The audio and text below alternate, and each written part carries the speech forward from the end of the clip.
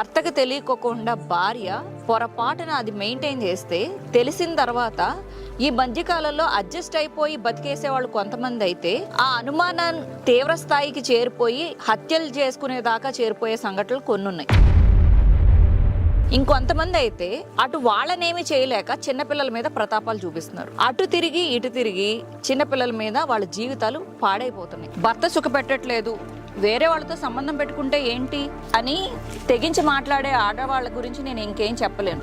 ఇప్పుడు సుప్రీంకోర్టే మాకు హక్కు ఇచ్చేసింది కదా అని చెప్పేసి అంటే కూడా నేనేమీ చేయలేను. వితండవాదాలు చేస్తూ పోతే న్యాయం ఏది అన్యాయం ఏది చెప్పలేం. ఎవరిది తప్పని మనం చెప్పలేం. కానీ అలా అని మీ కోరికలు చంపుకుని బతకండి అని చెప్పడం కూడా నాకు న్యాయం అనిపించట్లేదు. నేను చెప్పగలిగేది ఒకటే, మీరేదో రహస్యంగా సంబంధాలు పెట్టుకుంటే అది తెలియకుండా అయితే ఉండదు. అది రాసి పెట్టుకోండి.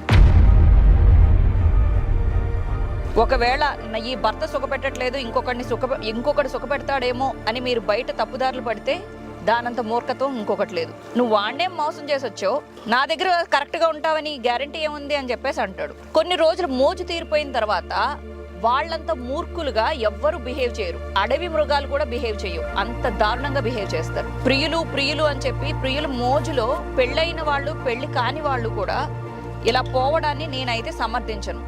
ఎందుకంటే అవతల వాళ్ళ బుద్ధి మనకు తెలియనంతసేపు మీరైతే సేఫ్ కాదు. ఆడపిల్లలు ఎవరు సేఫ్ కాదు. సో నా జీవితంలో కూడా నేను చాలా తప్పులు చేసి వచ్చా. నాకు మంచి ఏదో చెడేదో విచక్షణ బాగానే తెలుసు. ఏది ఎంతవరకు నిలబడుతుందనే అవగాహన కూడా ఉంది. అందుకని నా జీవితాన్ని వేరే వాళ్ళు చేతిలో పెట్టను.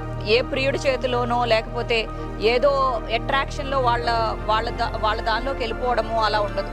సో ప్రియుడి చేతుల్లోకి వెళ్ళిపోయి ఫ్యామిలీ మెంబర్స్ని ఎఫెక్ట్ చేయడం అనేది తప్పు అంటున్నా, అంతే.